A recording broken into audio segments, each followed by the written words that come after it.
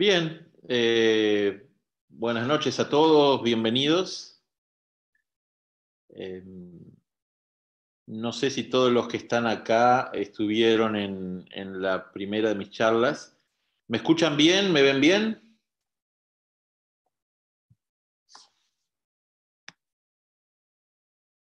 Bien. ¿Y ven el tablero del Lichess también? Sí.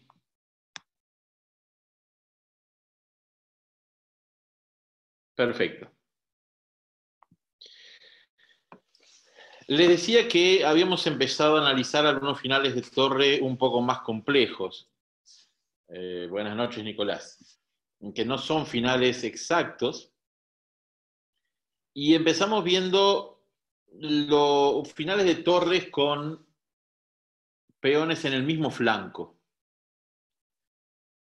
Y habíamos visto que, por la teoría generalmente establecida, en los finales de torres, donde todos los peones están en el mismo flanco, 2 contra 1 es tablas, 3 contra 2 es tablas, y 4 contra 3 ya se complica un poco para el bando defensivo, aunque vamos a ver que en realidad no todos los 3 contra 2 son tablas, ni los 2 contra 1, hay que ver la posición concreta, ¿no? Y no sé si ustedes recuerdan, imaginen en esta posición que está en el tablero, le toca jugar al negro. Buenas Sol. Eh, los que recuerden algo de lo que estuvimos viendo, ¿qué jugarían acá con negras?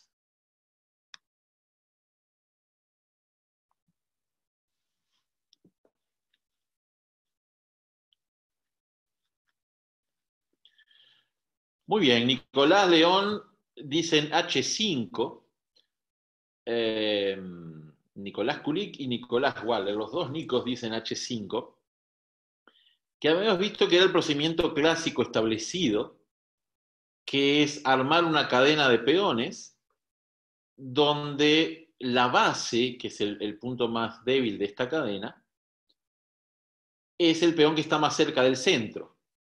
Es decir, si armáramos la cadena al revés, con los peones en H7, G6, F5, el rey para defender la base tendría que quedarse allá defendiendo el peón H. En cambio, si tiene que defender el peón F, el rey está más centralizado. Y además, esa cadena, como el blanco no puede ganar sin avanzar los peones, implica que al avanzar los peones se van produciendo cambios, y cuanto más cambios se produzcan, más cerca de las tablas va a estar el negro, o el bando defensivo, en este caso el negro. Y habíamos visto que en ese final de 4 contra 3, el blanco también tiene que ver cómo dispone los peones. Y habíamos visto un par de partidas donde ganan. Es decir, vimos una partida de Carlsen en que increíblemente llega a atacar la base. Tiene una torre en F6, llega con el rey a G7, le termina comiendo la base. Y vimos una partida que pierde Kasparov contra Piquet. Kasparov era el que tenía los 3 peones contra los 4 Piquet, donde Piquet hizo un plan, armó una cadena de peones en E5, F4, G3, H2, metió su rey por casillas negras, llegó con el rey a G5, la torre en E7, que siempre está amenazando E6. Habíamos visto que incluso cambiando torres, ese final de peones con el rey tan activo se puede ganar. Eh, sí, vimos aquella partida de Carlsen Ponomarev, que muestra que que todas las cadenas de peones tienen puntos débiles. Es decir, por definición, la base de la cadena es débil. Es decir, si yo tengo una cadena de peones H5, G6, F7, al peón de H5 lo defiende el peón de G6, al peón de G6 lo defiende el peón de F7. Pero al peón de F7 o lo tengo que defender con el rey o lo tengo que defender con la torre, no lo está defendiendo otro peón. Por lo tanto, la base siempre es un punto débil de la cadena. Pero la cadena puede tener otros puntos débiles. En esta partida de Carlsen Ponomarev, el peón de Ponomarev en E5 estaba cortado del resto de sus fuerzas, y en base a ese mínimo detalle Carlsen fue armando su telaraña con la cual termina ganando. Entonces, la que tienen ahora en el tablero es una partida de Capablanca con yates, Hastings 1930. A veces las partidas de Capablanca o de Alekhine tienen el inconveniente que los rivales tenían un nivel muy inferior al de ellos. Salvo cuando se enfrentaban contra ellos o algunos otros jugadores fuertes que había en la época, pero en algunos casos la diferencia de nivel era muy alta, lo cual a veces sirve también, ustedes vieron la famosa partida Winter Capablanca, ¿no? La que queda alfil en G3 y es como que tuviera una pieza menos. A veces tanta diferencia de nivel hace que uno de los jugadores pueda mostrar sus planes a la perfección, sin que el otro los interfiera, y es una buena forma didáctica, aunque cuando los jugadores son muy parejos, es difícil que se pueda meter el plan en esa forma tan pura. Pero no dejan de tener valor instructivo. Fíjense que acá jugaba Yates, y Yates no juega H5, Yates juega torre C4. Y Capablanca aprovecha y juega G4. ¿Por qué G4 tiene puesto ahí signo de admiración?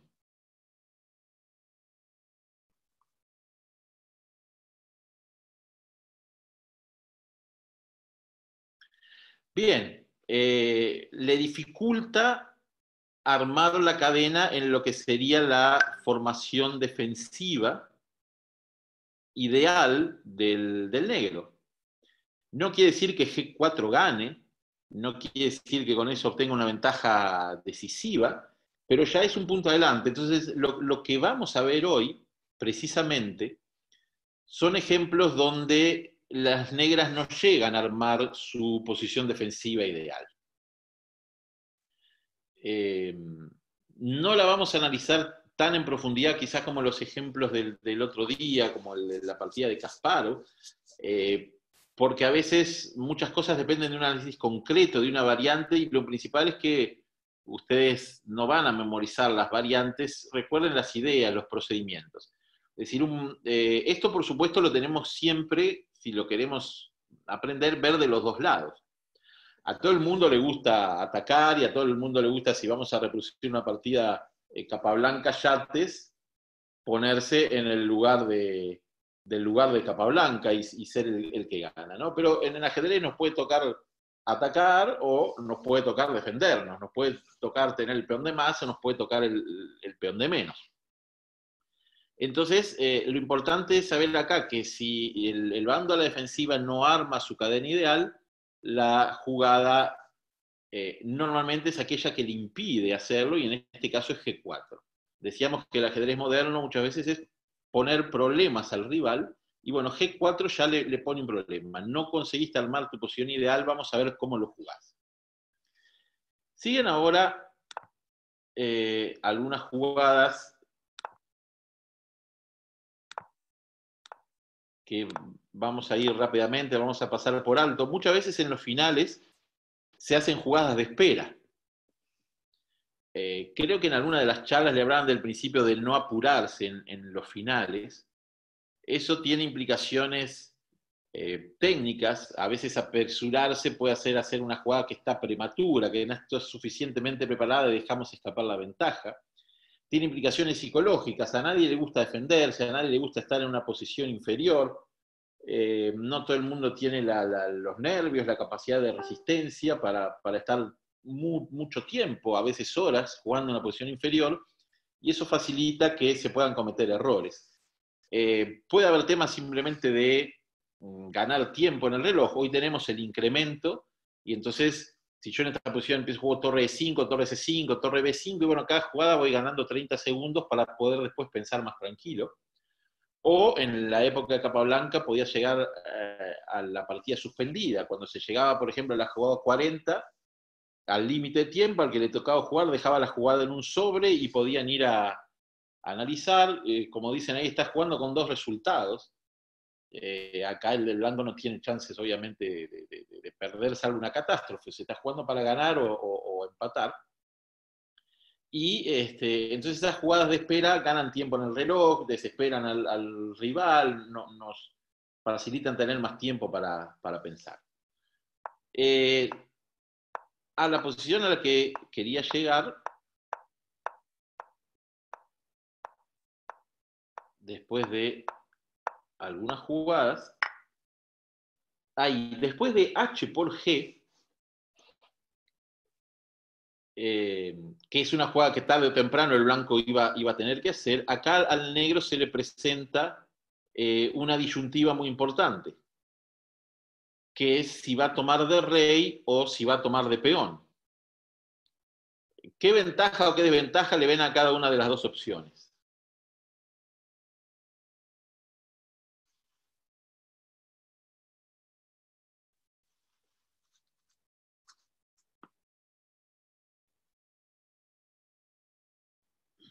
Bien.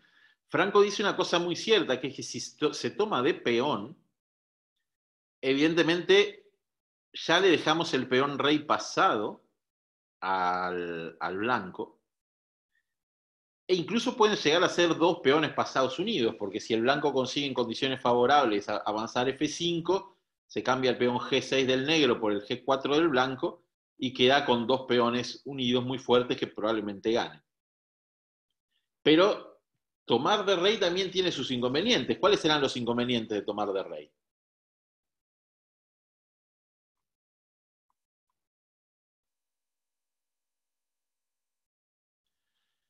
Bien, Nicolás dice, hay un primer problema, que es que los peones quedan aislados, es decir, tanto el peón H del negro como el peón F son peones aislados, no se defienden entre sí, precisan el auxilio del rey o de la torre.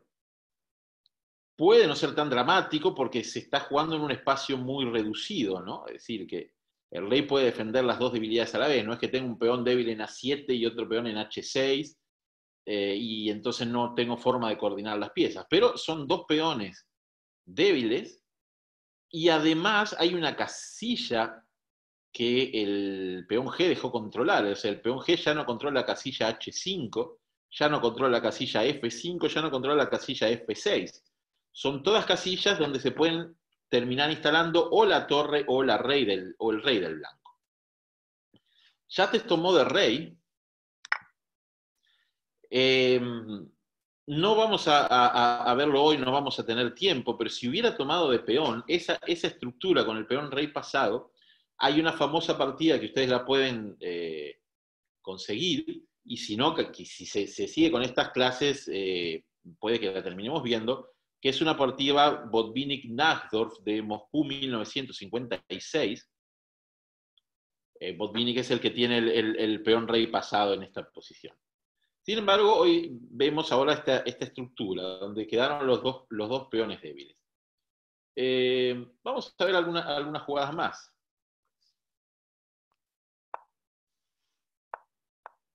Pega ahí algunos jaques.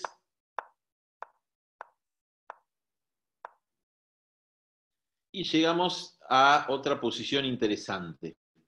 Aquí Capablanca jugó torre B6, que fue una jugada que los comentaristas critican mucho.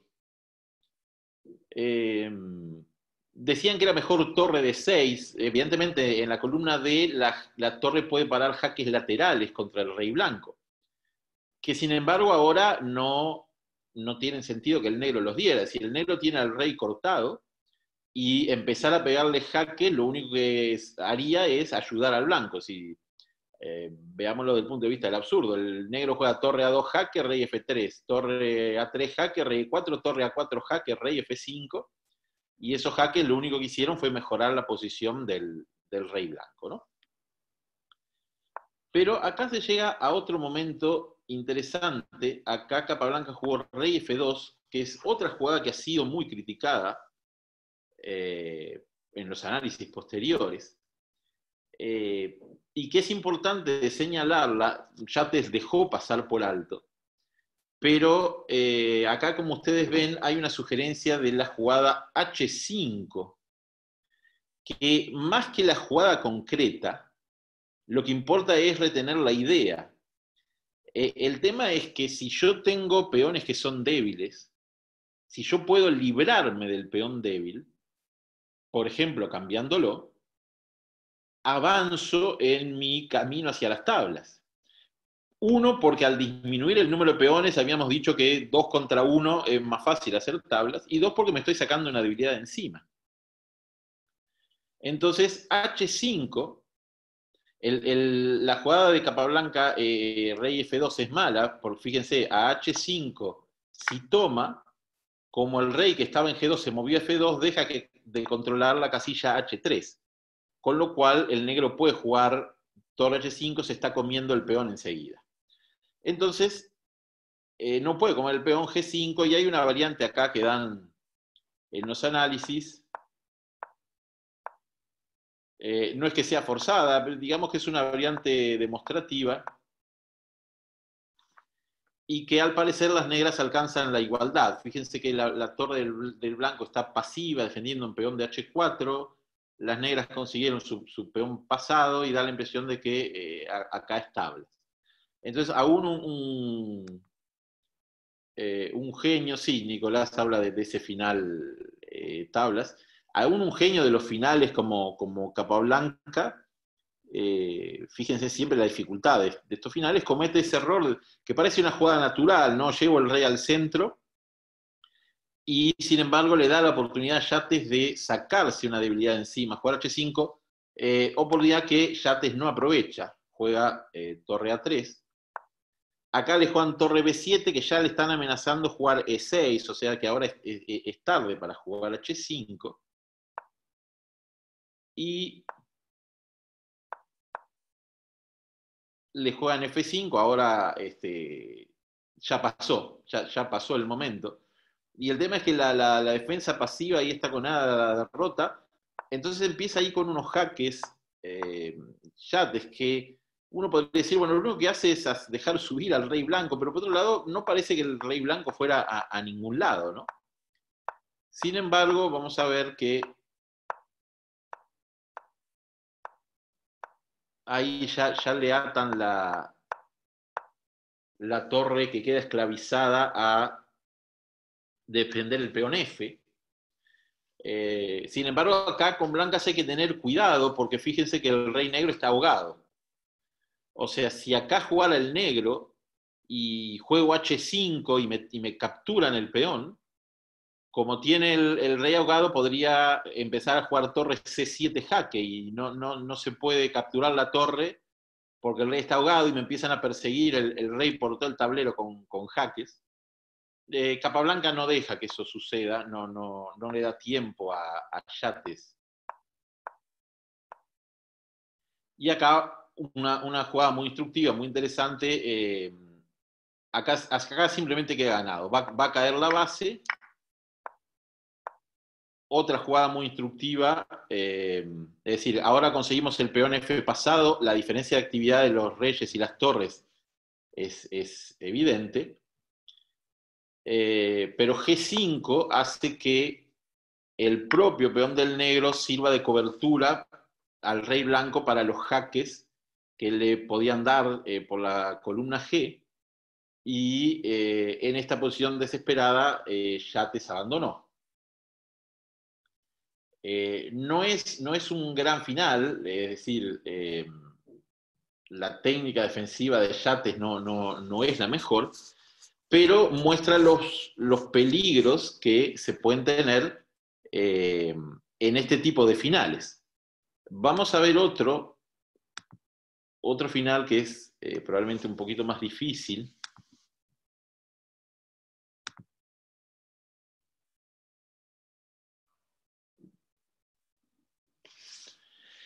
Sí, Franco señala el libro de Korchnoi. Este final es del libro. Korchnoi tiene un libro de finales, no sé si está traducido al español, yo lo tengo en inglés, que se llama Finales prácticos de ajedrez, Practical Rook Endings, perdón, de finales prácticos de torre, Practical Rook Endings, donde él promete que cualquiera que estudie el libro va a aumentar 100 puntos de elo. Promesa que conmigo no se cumplió, pero bueno, puede ser que Korchnoi exagerara un poco sus promesas para vender el libro. o puede ser que yo no le haya dedicado el tiempo y la seriedad suficiente a estudiar el libro, entonces la culpa no es de Korchnoi y sus promesas electorales, como dice Nicolás, sino que la culpa simplemente es mía, ¿no? En ese libro, realmente es un libro de alto nivel.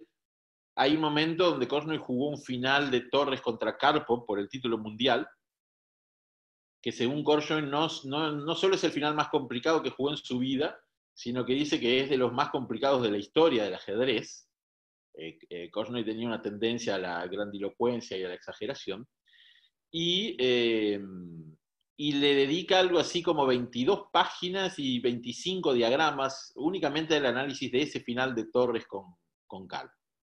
Y análisis muy complejos, con muchas variantes, donde hay que ver las conclusiones finales, si uno está de acuerdo o no. Es decir, eh, a mí no me gusta pasar por lo que dice alguien sin revisarlo y hay cosas realmente difíciles.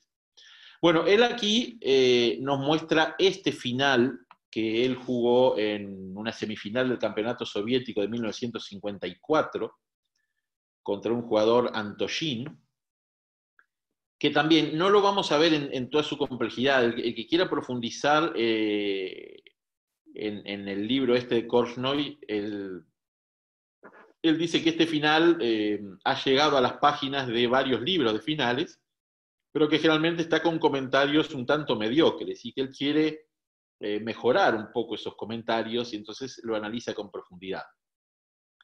Pero lo que yo no quiero es perderme como en la casuística de las variantes y que le queden acá un poco los conceptos. Juega Korchnoi con blancas, ¿qué jugarían ustedes acá?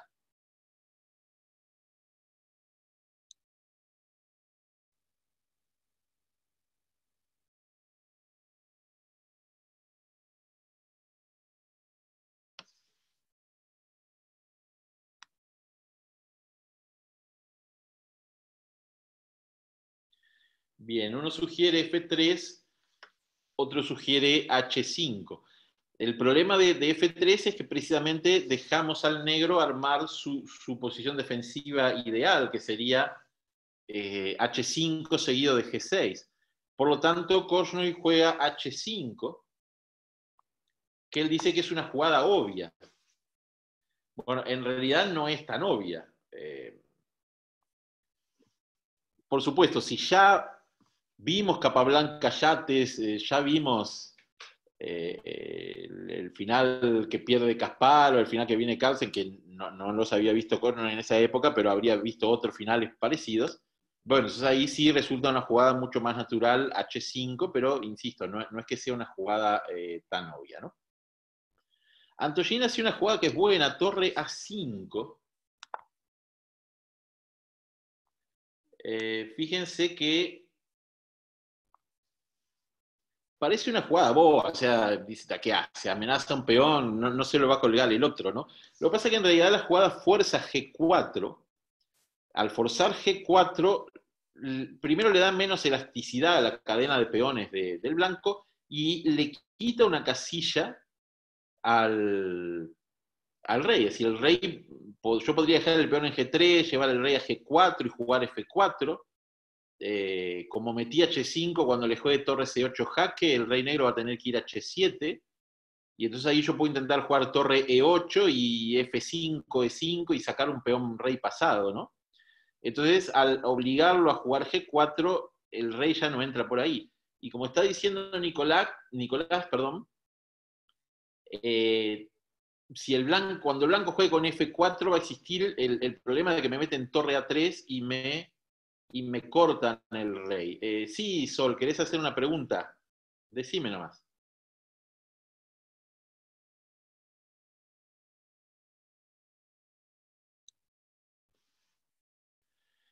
Si lo estás hablando, no debes tener el micrófono habilitado, si no, escribímelo en el chat, por favor.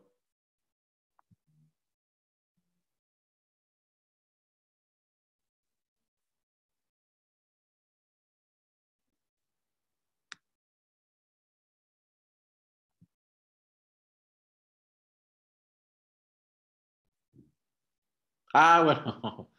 Perfecto, no pasa nada. No pasa nada, Sol. Eh,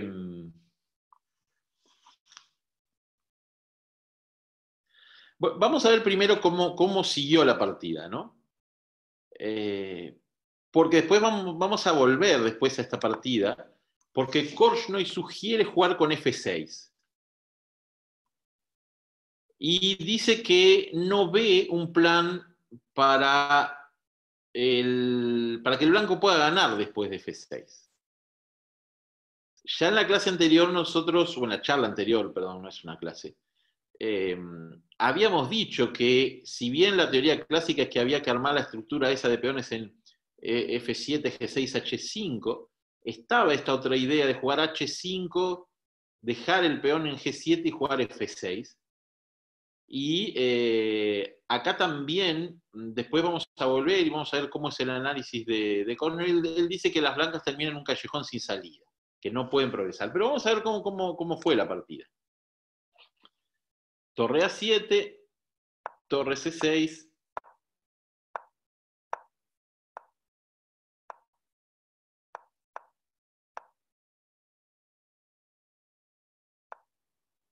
Ahí era lo que planteábamos, es decir, el rey blanco está cortado, pero como en la partida de capa blanca, el rival insiste con los jaques laterales porque piensa que el rey no puede ir a ningún lado útil. Pero claro, ahora a torre A4 le juegan torre C4, ¿no? Korchnoi da unos análisis que acá jugando torre F3 el negro podría llegar a empatar, pero su posición ya está complicada. Juega torre G3 y fíjense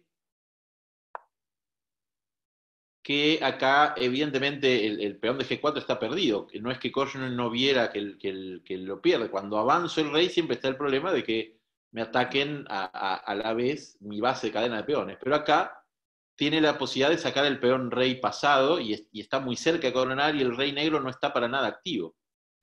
A una costa como es en el caso de dos peones.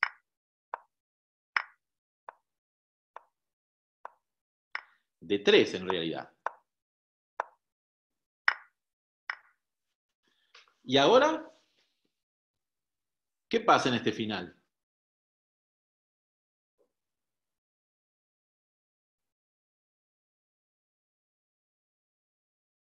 ¿Gana el blanco? ¿Gana el negro? ¿Establas?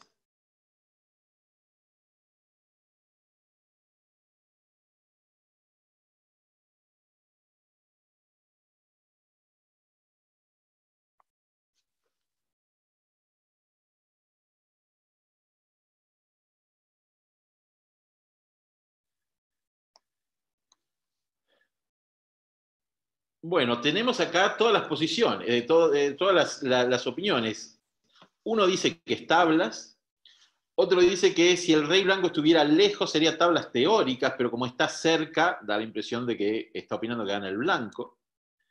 Franco dice que se gana fácil, León opina que gana el negro.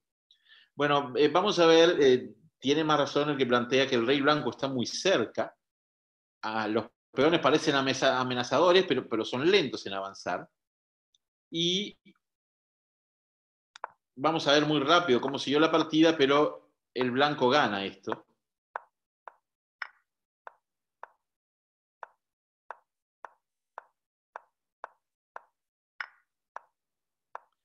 El negro juega su última carta, que es un ahogado, pero hay una maniobra muy conocida. Pega jaque y ahora no hay ahogado, ¿verdad? Ahora a rey H1, acá abandonó el negro, evidentemente. Si jugara rey H1, simplemente le juegan torre B4, torre A4 y después con un par de jaques laterales le ganan el peón. Pero tengan en cuenta, vamos a ir un poco para atrás.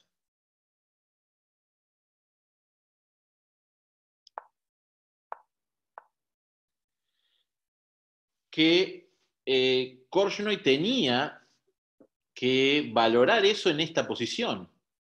Es decir, si acá el blanco tiene miedo a que le coman el peón G, vuelve con el rey F2, vuelve para atrás, lo hackean establas, ¿verdad? Entonces acá Korchnoi tiene que calcular que el cálculo en sí, digamos, para un jugador de nivel de gran maestro, esta variante no es una variante complicada. Lo que sí puede ser complicado es evaluar qué pasa en este final, porque evidentemente no es posible calcular todas las variantes a partir de acá. Entonces, ¿cómo sé yo si me meto en este final o no me meto en este final cuando el cálculo es imposible? Pueden pasar dos cosas. Puede ser que haya estudiado este final y entonces tengo la certeza de que la gana, o tengo la intuición. Quizá lo estudié hace muchos años, me olvidé, pero tengo partidas prácticas y entonces he visto otros ejemplos, he visto partidas de otros jugadores y estoy con un grado de certeza importante que ese final se gana. Fíjense, le voy a mostrar, no tiene relación con el final concreto este.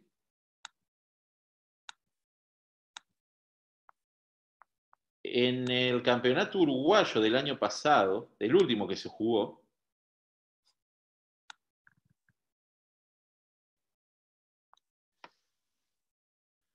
yo tenía esta posición conduciendo las piezas blancas y las negras eran Bernardo Rosselli. Era un final donde yo ya venía sufriendo bastante, hacía un buen rato, porque el alfil de él era superior a mi caballo.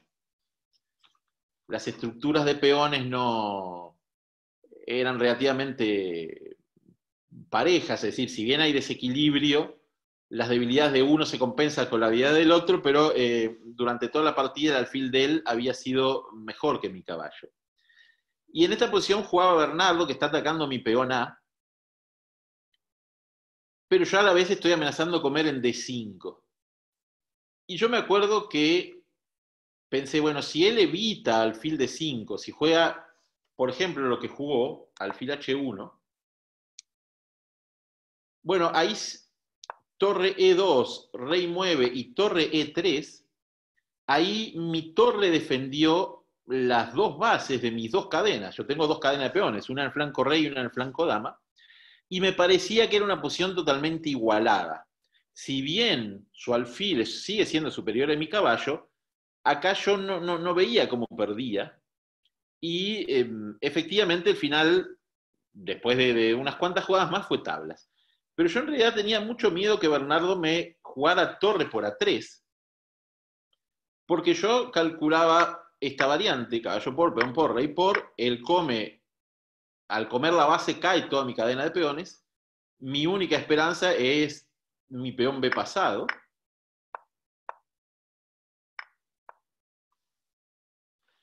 y se iba a llegar a una posición a la cual yo, que nunca había estudiado el final de torre contra peones, yo consideraba que yo estaba perdido.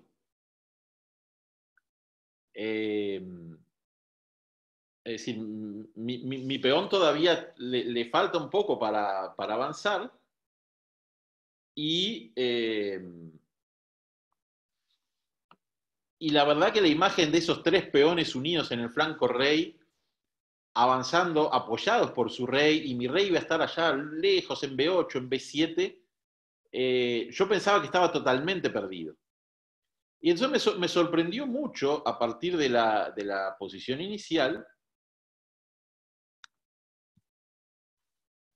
me sorprendió mucho que un jugador tan fuerte como Rosselli jugara alfil H1, que me deja igualar fácil y no entrar en eso. Entonces cuando termina la partida, le pregunté por qué no había entrado en esta posición. Él obviamente había visto la misma variante que yo, y él sí lo había estudiado, y me dice, no, lo que pasa es que yo no estaba muy seguro qué pasa en esta posición, porque a veces depende si el peón está en quinta o el peón está en cuarta y dónde está el rey. Y su respuesta a mí me sorprendió un poco. Resulta que cuando vuelvo a casa, hay un libro de Fine sobre finales, y efectivamente Fine analiza según la línea en la cual está el peón, que a veces se puede ganar, a veces puede ser tabla, a veces puede ganar el negro. Es decir, que Rosselli evidentemente en algún momento había estudiado ese final y no estaba 100% seguro de qué pasaba. Por supuesto, se la puse al módulo y el módulo enseguida dice 0,00, el módulo sabe que esto es tablas. Pero esa es otra de las desventajas de cuando la gente mira las partidas en internet de los grandes maestros con el módulo al lado, y entonces, ay, ¿por qué no juega esto que es igualado? Bueno, lo que pasa es que vos sabés que es igualado porque te lo está diciendo un módulo que tiene 3600 de Elo. Pero para los jugadores que están en el tablero, que no tienen el módulo al lado, la realidad es otra, ¿no? Rodríguez Arellano dice que los grandes maestros confían en su intuición también, además de calcular mucho. Claro, la intuición en realidad no es una cosa mágica o mística, sino que es una especie de conocimiento acumulado que uno tiene que le hace tomar decisiones casi sin un proceso previo de cálculo, ¿no? Pero en realidad es todo eso que uno ha visto, ha estudiado, ha jugado quizás en otras partidas. Pero cuando estudiamos finales, tenemos que tener en cuenta muchas veces estas transposiciones a otro tipo de finales. Es decir, vamos a volver un segundo al final que estábamos viendo. El de Korchnoi-Antoshin. Yo no puedo estudiar un final de torres sin saber finales de peones, porque se pueden estar cambiando las torres en cualquier momento y tengo que saber valorar un final de peones. No puedo estudiar un final de torres independientemente sin saber, por ejemplo, qué pasa en el final de torre contra peones, torre contra 2 peones, torre contra 3 peones. Tablas, gano, depende de esté el rey, depende de qué tan avanzados estén los peones, depende si aunque el peón esté muy avanzado, pero el rey está lejos. Entonces, muchas veces el conocimiento de un tipo de final se encadena con el conocimiento de otros tipos de finales.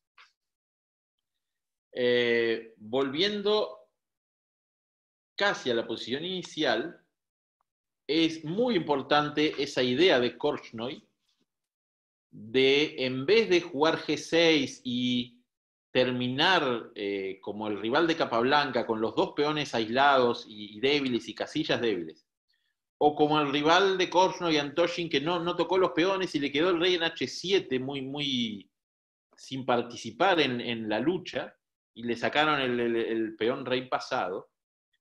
Esta jugada F6 evidentemente está dirigida a luchar contra la idea del blanco de sacar un peón rey pasado. Y Korchnoi dice que no ve cómo va a ganar el blanco esta posición. Dice, el rey se queda en F7 y si le pegan jaque vuelve para G8. Y la torre se queda ahí en la quinta fila o en la tercera, cortando el rey, y eventualmente puede llegar a atacar los peones. Y da una variante ilustrativa cualquiera. Empieza con una maniobra, es muy simple, pero es importante tener en cuenta. A veces conviene dar el jaque porque ganamos un tiempo. Es decir, en esta posición el blanco podría jugar torre C7. Pero si juega torre C8 jaque, evidentemente el negro no iba a ir con el rey H7 y torre C7 es como que jugara 2 veces seguidas, ¿no? O sea, de la posición inicial que yo tenía acá, es como que jugué torre C7 y ahora juego de vuelta. Y por medio de estos 2 jaques, el negro no avanzó nada, yo hice una jugada y ahora hago otra. Korchnoi comenta que obviamente si el blanco juega F4, la jugada del negro es torre A3, para que el rey no progrese, siempre está la posibilidad de atacar los peones desde atrás. Y si rey F3, rey F5 es una jugada importante, amenaza rey G6 ganando, o sea que rey H7 es buena, pero es única.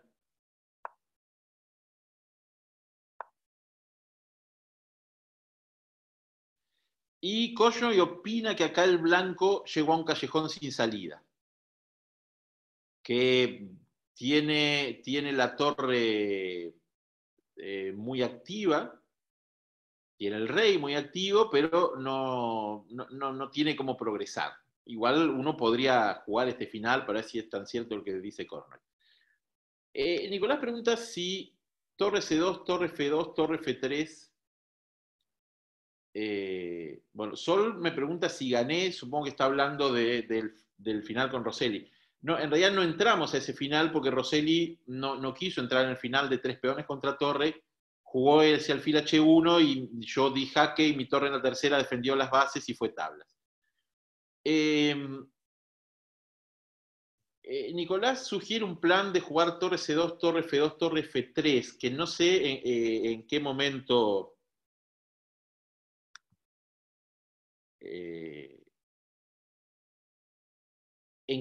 lo sugiere, pero podemos ver si él ahora me dice cuándo es que quiere llevar la torre F3. Dar jaque y en vez de torre C7, torre C2, que era donde estabas. Lo que te comento es que el comentario ese capaz es medio lento. Acá en esta posición no importa la velocidad, digamos. O sea, si vos tenés un ataque en la apertura, no sé, jugaste un gambito de rey, le entregaste una torre al otro y el negro está mal desarrollado, ahí sí, quizás una jugada lenta no sea buena porque tenés torre de menos. Si tu ataque se extingue, te quedaste con material de menos, entonces ahí hay que emplear la máxima energía y hacer las jugadas más agresivas. En esta posición no es necesario ir rápido. La idea esa en los finales de no apurarse. El que está sufriendo para empatar es el negro. El blanco puede probar un plan y si no le funciona ese plan, mientras no sea un plan que lo comprometió en forma definitiva, puedo probar otro.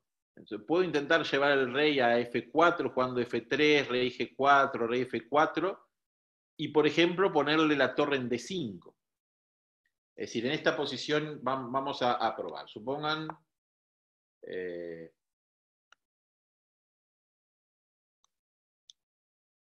perdón que se me corrió. Rey G3, supongamos, no sé, el negro juega cualquier cosa.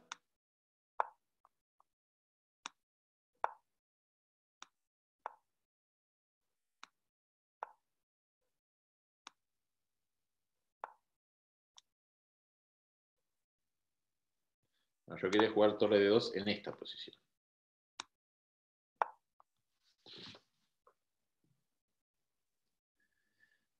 Entonces, el blanco amenaza torre de 5, porque si cambiamos las torres, el final de peones evidentemente lo gana el blanco. Y entonces yo digo, bueno, le voy a jugar torre de 5 y después le juego rey F5 y mi rey avanzó y después le juego torre de 7 y le meto el rey en G6 y gano. Entonces, bueno, no sé, supongan que el negro pasa y juego torre de 5 y resulta que ahí, ay, para mi sorpresa, me juegan torre B3 y mi plan de jugar el rey F5 no sirve porque me cae la base. Entonces, bueno, este plan me fracasó y digo, bueno, no sé, ahora llevo la torre a E3 para poder liberar el rey y después vuelvo a activar la torre. Entonces, pruebo otro plan. No importa tanto en este tipo de final que el plan sea lento o sea rápido, ¿no? Entonces es muy importante tener en cuenta este plan defensivo que sugiere Korchnoi de jugar con F6. El último ejemplo que quería mostrarles hoy tiene que ver con una partida mucho más moderna,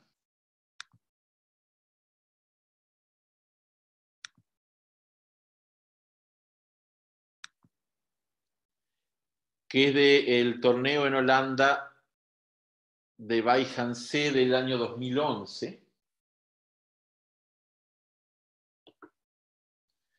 Jugaba el jugador holandés Anish Giri con blancas y con negras el estadounidense Nakamura. Ambos jugadores que últimamente han estado en el top 10, dos jugadores muy fuertes. Se dirigieron a este final y claramente fijen la primera jugada de Giri, torre B5, que es una jugada que evita H5. Y curiosamente Nakamura acá parece que enseguida jugó F6, lo cual da la impresión que ha estudiado este final, porque F6 no es una jugada, no es la primera jugada que uno haría, no es la estructura que uno le daría en forma natural a la cadena de peones. Sí, la otra vez yo había mencionado este final, porque vamos a seguir un poquito.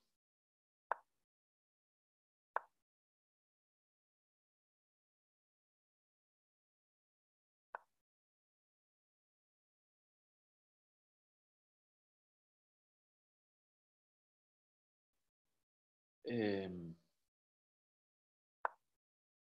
Acá jugó G4 Giri. Claro, le quieren jugar H5, ¿no? Pero por otro lado, el rey negro está cortado. O sea, imaginen, por ejemplo, que jugamos así. Lo dejamos jugar al negro H5. Yo vi unos comentarios a esta partida donde dan esta variante, que lo voy a mostrar, es relativamente corta.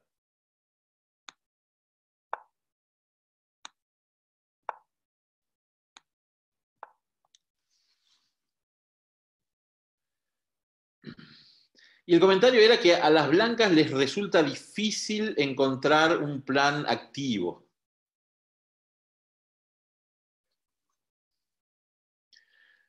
Puede ser. A mí, sinceramente, me parece muy sospechosa la estructura defensiva del negro que sugieren en este análisis.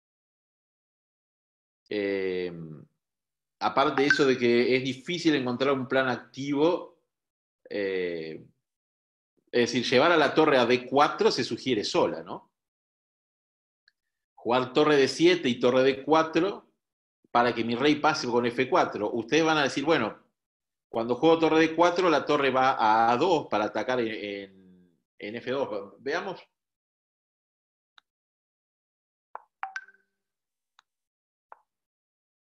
Perdón. Torre D4.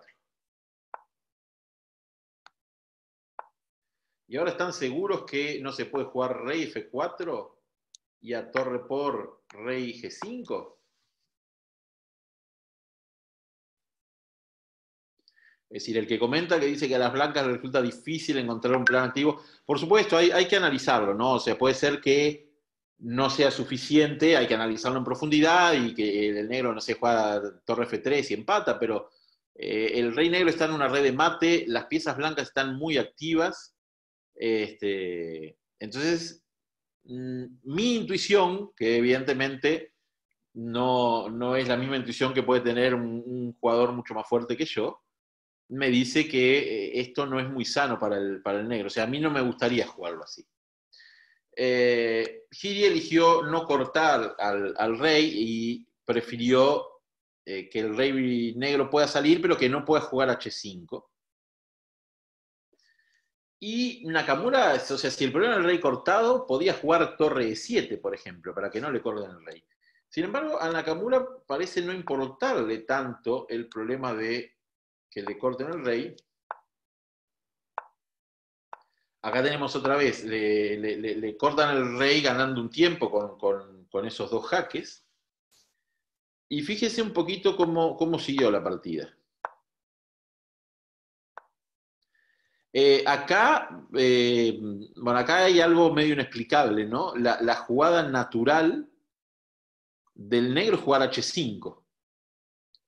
Todo el plan que uno estaba haciendo era para jugar H5 y ahora lo puede hacer y en vez de eso Nakamura juega H6. Quizás estaba apurado de tiempo y no quería tomar una decisión eh, irreversible, los peones no vuelven para atrás. Eh, Quizás justo era el control donde le daba media hora más de tiempo, pero fíjense que Giri jugó torre de 7 y Nakamura jugó H5. Y el negro empieza a conseguir lo que quiere, que es disminuir el número de peones. Fíjense qué rápido consiguió Nakamura llegar a una posición tabla. Es decir, acá Giri jugó H por G. La otra posibilidad, que era activar el rey, en realidad no progresa el blanco porque no puede sumar la torre para atacar el peón F. Porque si jugara torre F7 le jugarían F5 jaque, ¿no? Entonces esta posición está igualada. Giri jugó H por G. Y acá llegamos a un final 2 contra 1, que es mucho más fácil de empatar, aunque Giri hizo algunos esfuerzos. Ahí estamos viendo siempre la maniobra de torre para permitir el paso al rey y cómo cuando me interponen la torre ataco la base de la cadena para que el rey no se pueda activar. Esa es otra buena jugada de Nakamura para que ninguno de los dos peones pueda jugar. Y bueno, acá Giri se tira al agua, es el último intento de poder ganar, es el avance del peón para a su vez comer él el peón F del otro. Y llegar a un final 2 contra 1, perdón, de peón de más. Pero en realidad Nakamura se defendió muy bien, ahí hace una jugada muy buena que es F5. Y después de algunas jugadas que no vienen al caso,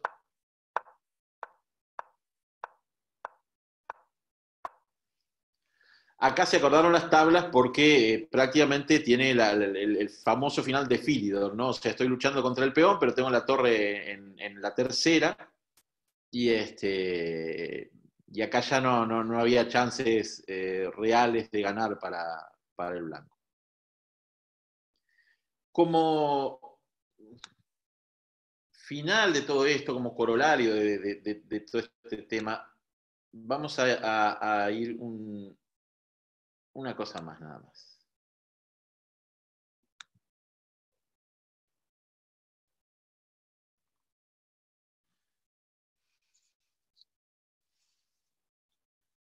Yo les había comentado en la charla anterior que una cosa es estudiar ajedrez y otra cosa es entrenar ajedrez.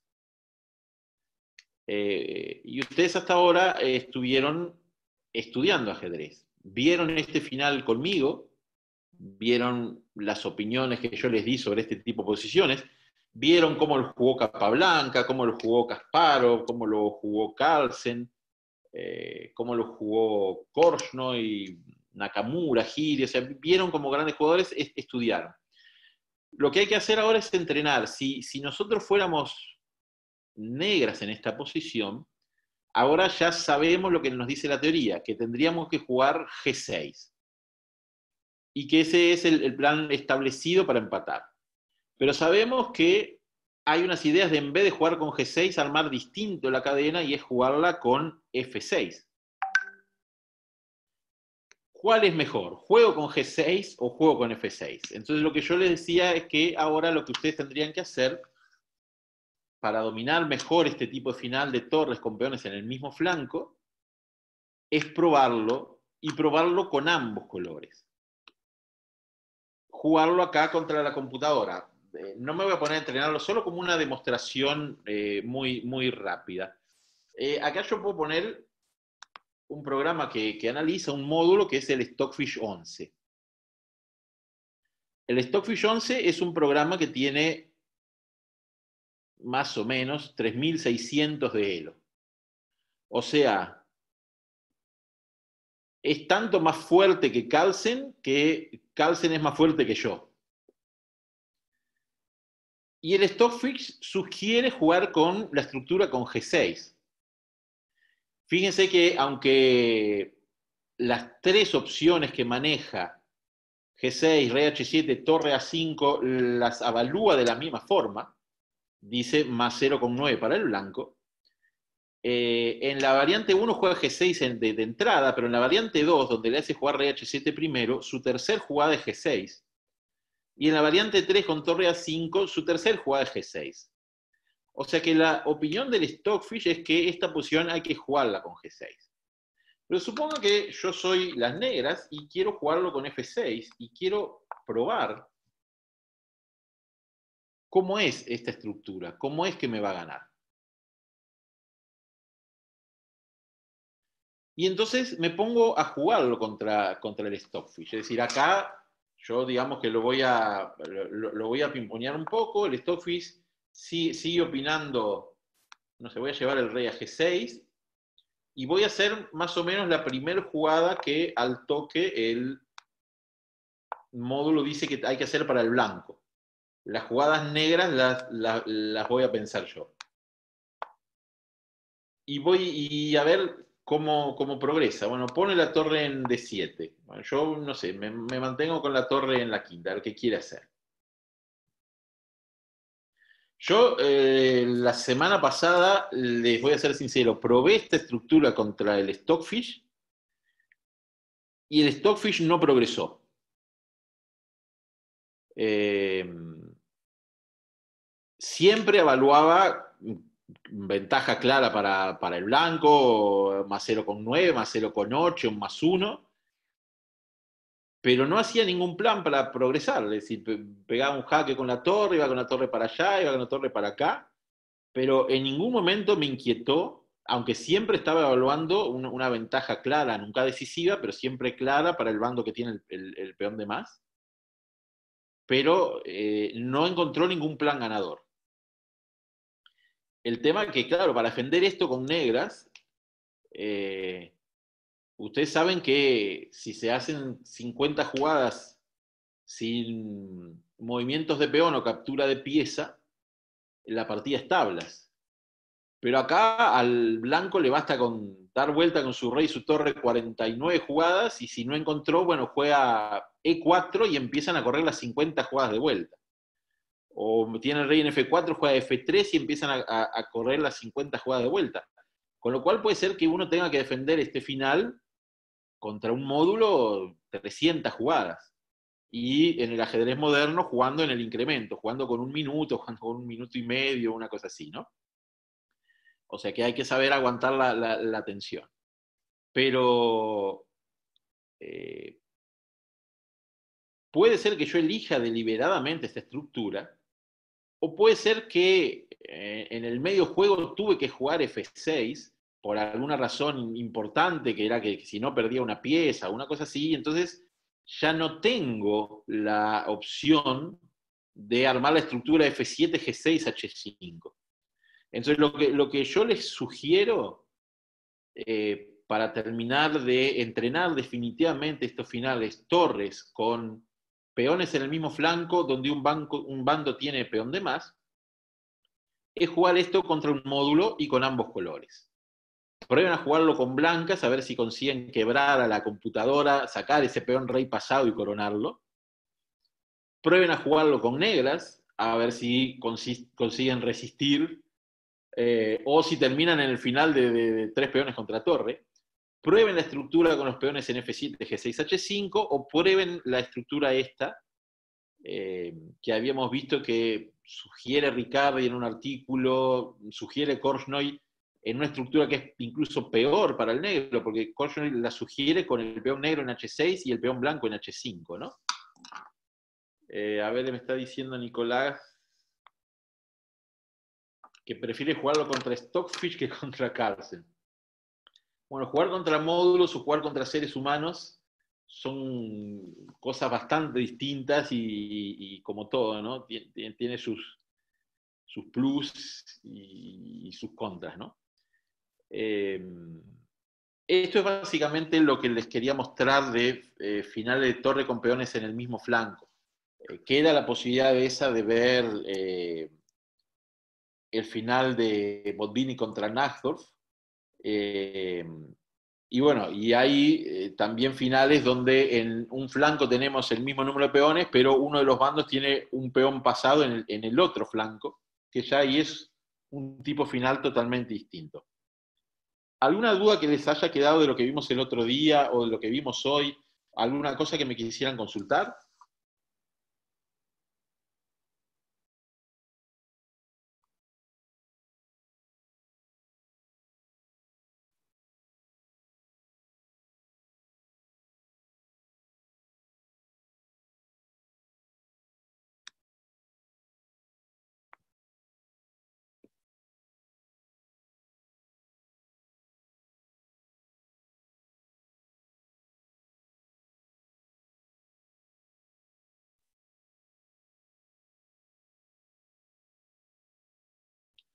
Bueno, entonces será hasta la próxima. Les mando un abrazo grande a todos y nos estamos viendo.